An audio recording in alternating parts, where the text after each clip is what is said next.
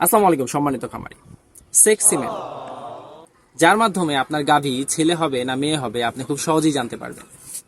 বিষয়টা যদি আরেকটু সহজভাবে যদি বলি, একটি ষাঁড়ের যে স্পাম থাকে সেই স্পামের দুইটা টাইপ থাকে, একটা হলো এক্স ক্রোমোজোম আর একটা হলো ওয়াই ক্রোমোজোম। এক্স ক্রোমোজোম সবসময় মেয়ে বাছুর নির্দেশ করে, ওয়াই ক্রোমোজোম সবসময় ছেলে বাছুর নির্দেশ করে।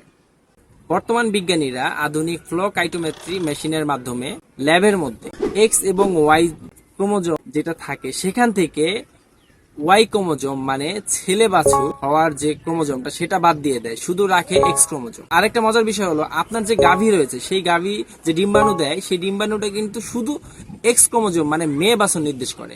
তার মানে ওইখানের এক্স ক্রোমোজোম আপনার গাভীর এক্স ক্রোমোজোম, যখন দুইটা একসাথে ফার্টিলাইজেশন হবে তখন হবে একটা মেয়ে। ভাবা যায় বিজ্ঞান কোথায় চলে গেছে। আর একটা বিষয়, আল্লাহ তাআলার সৃষ্টি তত্ত্ব কিন্তু অনেক গভীর। তো এই বিষয়ের জন্য আমরা সুবহান আল্লাহ বলি। সবাই ভালো থাকবেন। ভিডিওটি যদি ভালো লাগে তাহলে পেজটি ফলো করবেন, লাইক কমেন্ট শেয়ার করবেন। আসসালামু আলাইকুম।